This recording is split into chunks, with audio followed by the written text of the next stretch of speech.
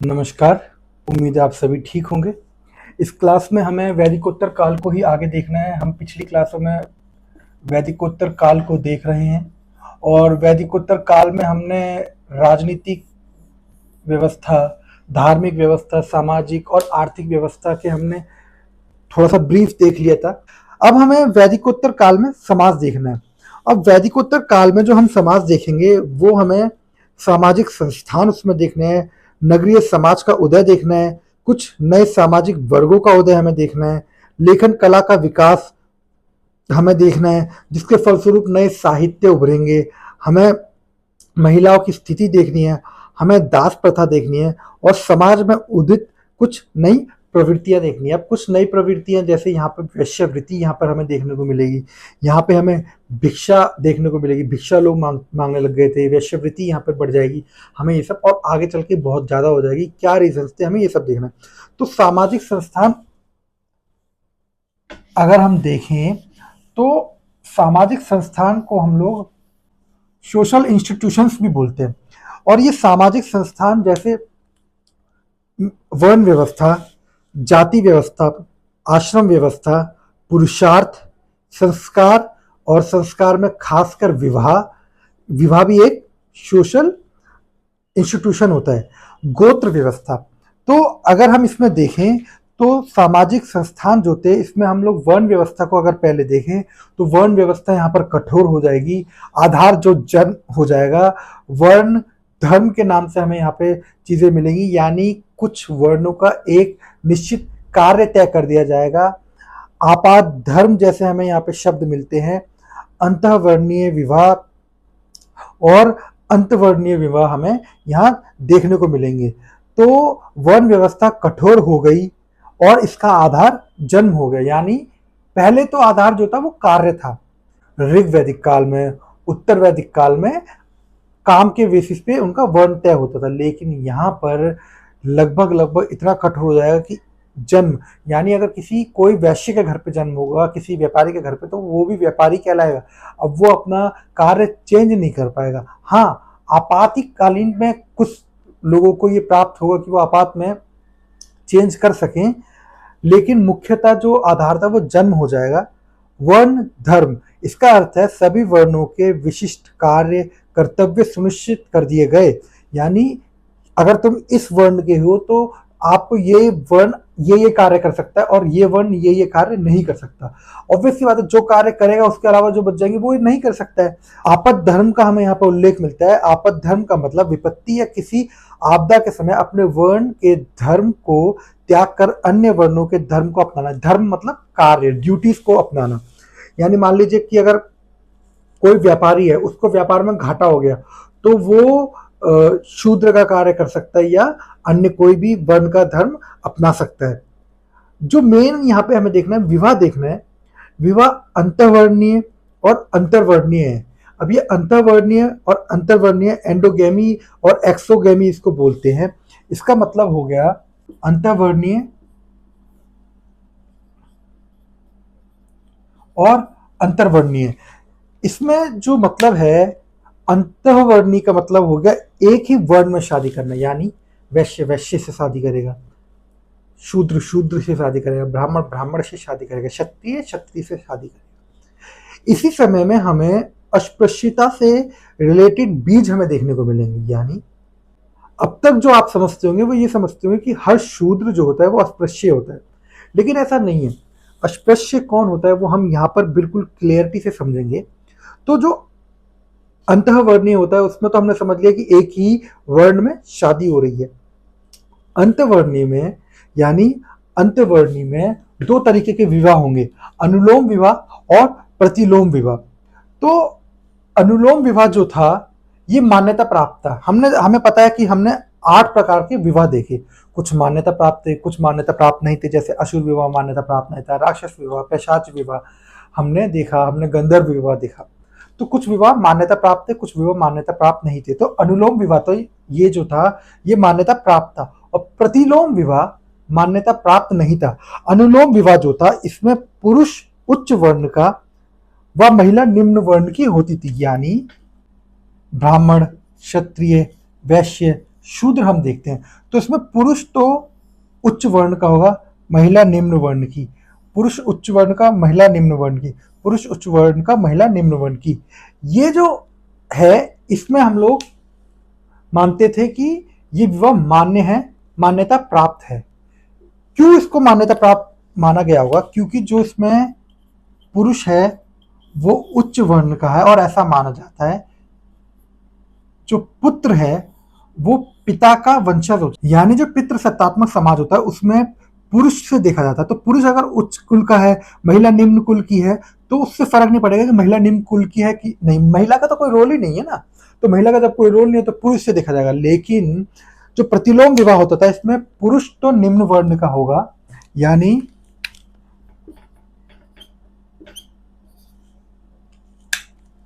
पुरुष इसमें निम्न वर्ण का होगा, महिला उच्च वर्ण की, पुरुष निम्न वर्ण का, महिला उच्च वर्ण की, पुरुष निम्न वर्ण का, महिला उच्च वर्ण की। अब क्योंकि महिला उच्च वर्ण की है और पुत्र को या पुत्री को पिता से देखा जाएगा, तो ये जो विवाद है ये अमान्य थे। और ऐसे जो प्रतिलोम विवाह जो होते थे और इनसे उत्पन्न जो संतानें थी, बहुत ध्यान से और बहुत अच्छे से इस चीज को समझना आप कि सोशल इंस्टीट्यूशंस में यानी सामाजिक संस्थान में हम वर्ण व्यवस्था देख रहे हैं। हमने देखा वर्ण व्यवस्था कठोर थी, इसमें जन्म आधार हो गया था, वर्ण धर्म जैसे हमें शब्द मिलते हैं, आपद धर्म हमें मिलता है। और जो इसमें मुख्य पॉइंट है वो हमें विवाह को देखा जाता है। विवाह दो प्रकार के होंगे, अंतःवर्णीय विवाह, अंतर्वर्णीय विवाह, जिसमें अंतःवर्णीय विवाह का मतलब एक ही वर्ण में और अंतर्विवाह का मतलब वर्ण के बाहर। उसमें दो तरीके के विवाह, अनुलोम विवाह, प्रतिलोम विवाह। अनुलोम विवाह जो था वो मान्यता प्राप्त था, प्रतिलोम विवाह जो होगा वो मान्यता प्राप्त नहीं था। वो प्रतिलोम विवाह और अनुलोम विवाह इसमें आएंगे।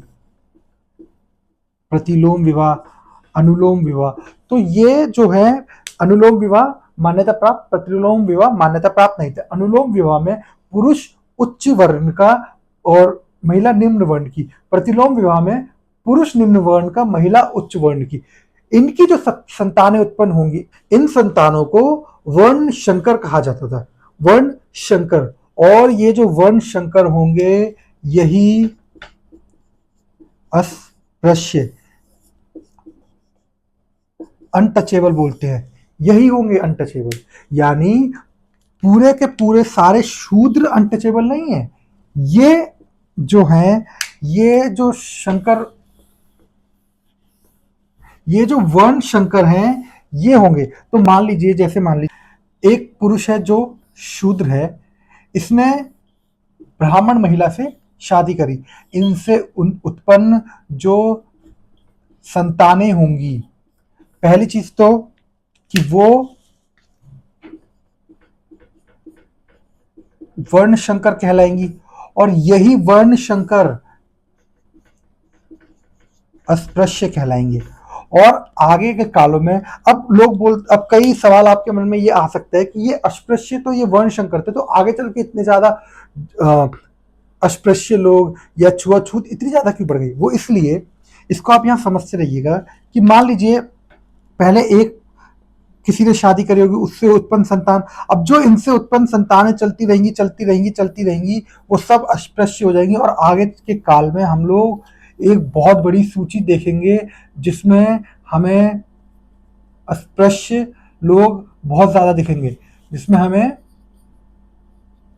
अस्पृश्य लोग बहुत ज्यादा दिखेंगे। तो ये जानते रहिएगा कि प्रतिलोम विवाह, उससे जो उत्पन्न संतानें थी वो वर्ण शंकर कहलाएंगी और यही अस्पृश्य थी। तो अंतःवर्णीय विवाह के फलस्वरूप उत्पन्न संतानों को वर्ण शंकर कहा जाता था। धर्मशास्त्रों में अनुलोम विवाह को तो मान्यता थी पर प्रतिलोम विवाह को नहीं। प्रतिलोम विवाह के फलस्वरूप उत्पन्न वर्ण शंकर जैसे चांडाल को वैदिकोत्तर काल में या आगे के काल में अस्पृश्य माना जाने लगेगा। दूसरे शब्दों में कहें तो अस्पृश्यता का उद्भव यहीं से हुआ। सहभोजता पर जोर दिया जाता था, वर्ण की शुद्धता पर जोर दिया जाता था। सामाजिक संस्थान में वर्ण व्यवस्था में जो था सहभोजता यानी एक साथ खाना खाना। और आपने ये, मुझे नहीं पता कि आपने ये चीज़ फील करी है या आपने इस चीज़ को देखा है मूवीज़ में, शायद से किसी एक आध मूवीज में या डॉक्यूमेंट्री में इस चीज़ को दिखाया होगा, लेकिन अगर आप गांव से बिलोंग करते हैं या बैकवर्ड एरिया से बिलोंग करते हैं तो आपने वहाँ देखा होगा कि आज भी मुझे जहाँ तक याद आ रहा है, एक एनडीटीवी में रवीश की एक रिपोर्ट थी। उस रिपोर्ट में उन्होंने दिखाया था, वो एक गांव में गए थे, बिहार का शायद वो गांव था, और वहाँ पर जब वो रिपोर्टिंग कर रहे थे तो उस समय वो खटिया पर बैठ के रिपोर्टिंग कर रहे थे। और जब वो उस खाट पर बैठ के रिपोर्टिंग कर रहे थे तो उस समय वो किसी ऊंची जाति वाले से बात कर रहे थे, तो वो भी खाट पे बैठा हुआ था उनके सामने। और वो दोनों आप यूट्यूब पे होगा ये वीडियो, अगर आप ढूंढेंगे तो शायद मिल जाए। वो दोनों आपस में बात कर रहे हैं और तभी एक व्यक्ति आता है और वो व्यक्ति उस खाट पर ना बैठकर नीचे बैठता है। तो रविश उनसे पूछते हैं कि आप नीचे क्यों बैठ रहे हैं, तो वो कुछ बोलते नहीं है। तो रवि इस बात को रवीश जो है वो इस बात को भाप जाते हैं और वो पूछते हैं कि ये खाट पर बैठे हैं इसीलिए आप नीचे बैठे हैं क्या, ऐसा कुछ है क्या। तो यही बहुत जगहों पर देखने को मिलता है कि कुछ जाति वाले अपनी जाति वालों के साथ खाना खाएंगे, अगर निम्न जाति के लोग या सो कॉल्ड निम्न जाति के लोग अगर वहां आ गए तो वो उनके साथ खाना नहीं खाएंगे। ये चीज बहुत देखने को मिलती है। तो यही सहभोजता पर जो जोर दिया जाता था, यानी अपनी अपने अपने वर्ण के लोगों के साथ भोजन करो, वर्ण की शुद्धता पर जोर दिया जाता था। अपने वर्ण लोगों के साथ उठो बैठो खाओ पियो, ये सब चीजों पर बहुत जोर दिया जाता था। अगला जो हमें देखना है वो जाति व्यवस्था देखनी है। वैदिकोत्तर काल में इसका उद्भव हुआ। निम्नलिखित कारकों की वजह से जाति व्यवस्था का उद्भव हुआ। अब वो कारण क्या थे? पहला कारण तो हम देख ही चुके हैं, अंतर्वर्णीय विवाह, जिससे अस्पृश्यता का जन्म हुआ, जो वर्ण शंकर थे।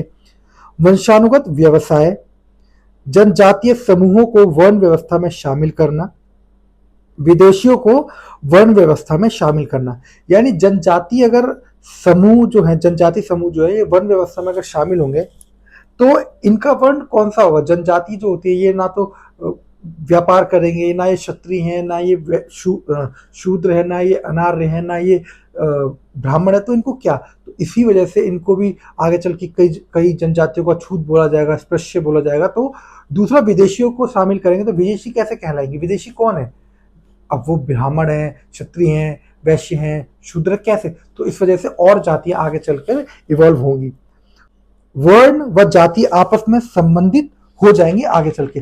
हालांकि हम इस चीज को समझते रहे कि जो वर्ण है वो ब्राह्मण, क्षत्रिय, वैश्य, शूद्र हैं, लेकिन अगर आप देखें तो जो ये जातियां होती हैं ये बहुत होती हैं, बहुत ज्यादा जातियां होती है।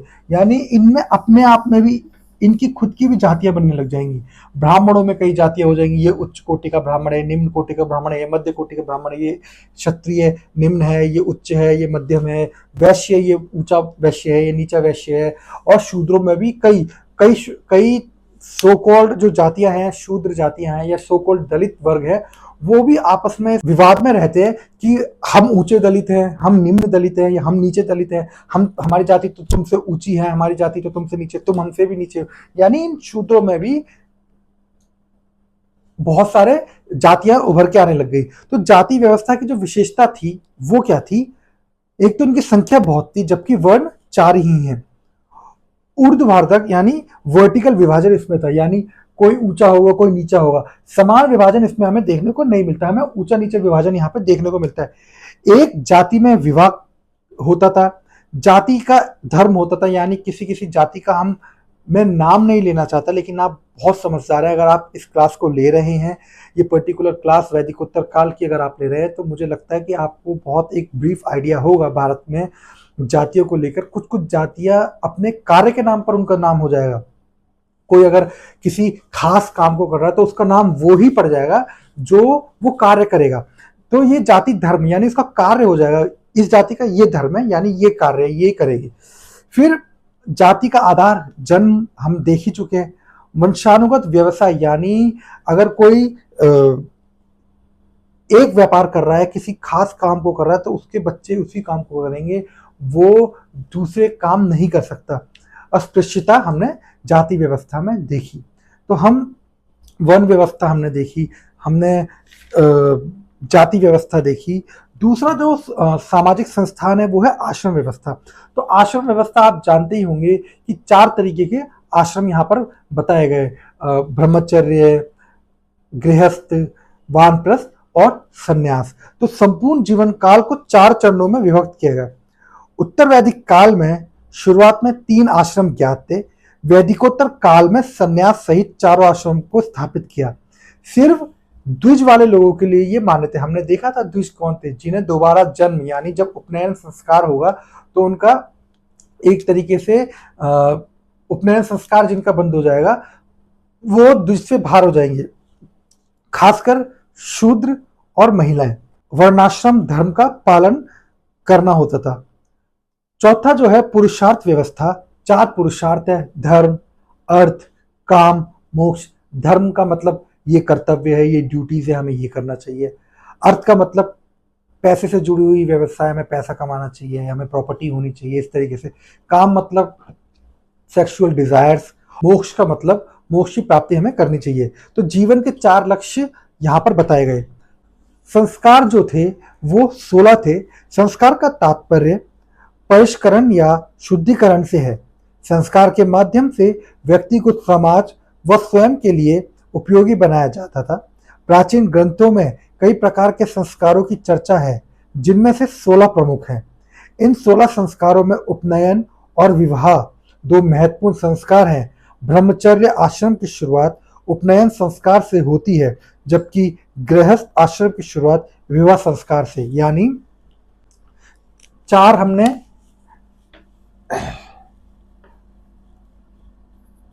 आश्रम देखे। अब इन आश्रमों में लिंक जो होगा वो संस्कारों से होगा। यानी जब किसी का उपनयन संस्कार होगा तो ये माना जाएगा कि वो ब्रह्मचर्य आश्रम में प्रवेश कराया। यानी उपनयन संस्कार से अब वो शिक्षा, दीक्षा ये सब लेने लगेगा।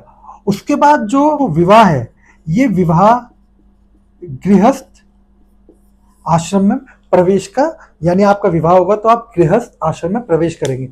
तो ये जो संस्कार हैं ये आश्रमों से जुड़े हुए थे।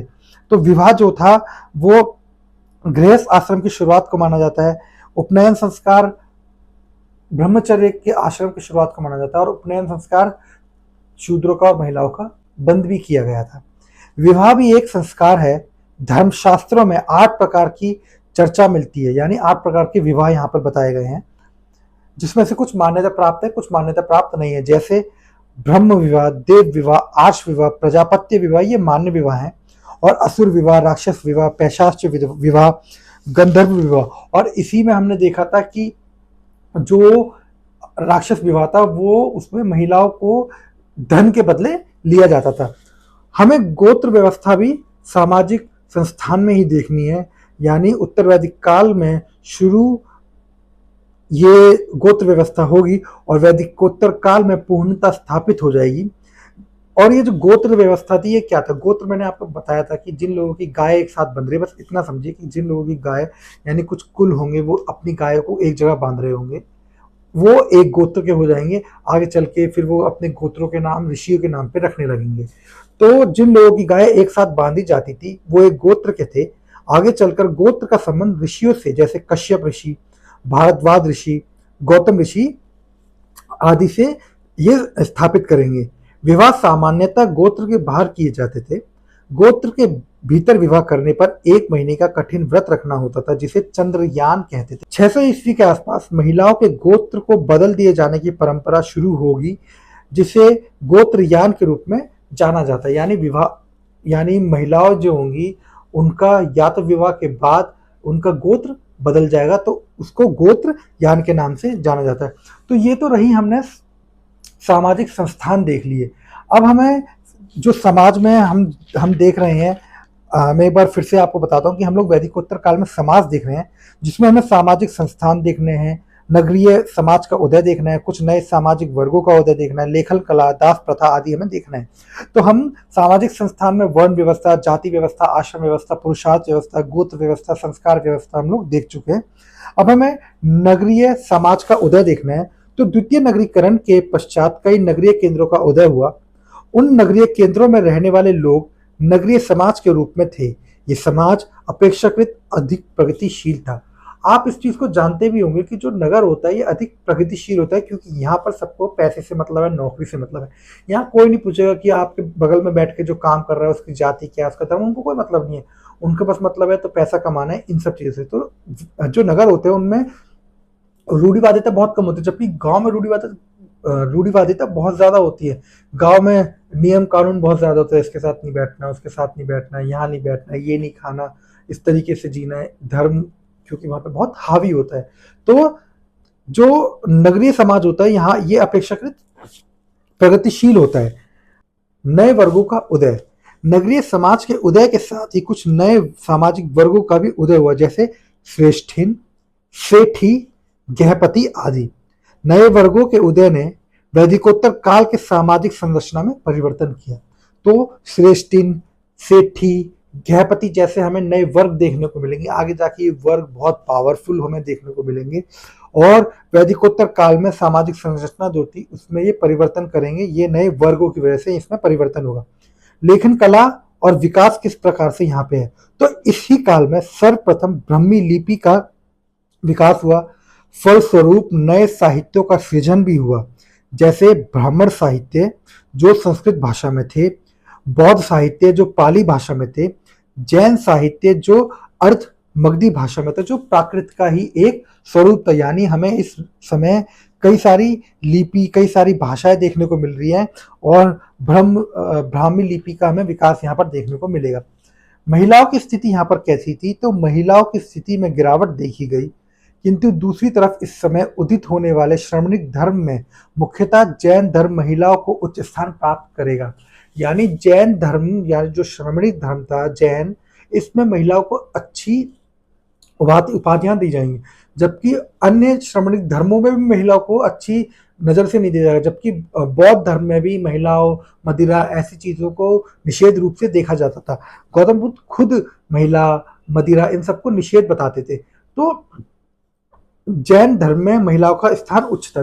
दास प्रथा यहाँ पर कैसी थी, तो दासों की जो स्थिति थी वो यहाँ इनकी सुधरेगी, क्योंकि इनको शिल्प, कृषि कर्म, व्यापार, वाणिज्य से जुड़ने का मौका मिलेगा। नई प्रवृत्तियां यहाँ पे हमें देखने को मिलेगी, जैसे वैश्यवृत्ति हमें यहाँ देखने को मिलेगी, भिक्षु वृत्ति हमें यहाँ देखने को मिलेगी। नगरीकरण के कारण परिवार एकल हुए व ऐसे लोग जिन पर जीवन व्यापन करने का कष्ट धन के कारण आया, वह वैश्यवृत्ति या भिक्षावृत्ति में आने लगे। तो आप इस चीज को समझते होंगे कि वैश्यवृत्ति में कोई जानकर तो आएगा नहीं कि जी अच्छा काम है हम चलते हैं, कोई भी मजबूरी में ही आएगा।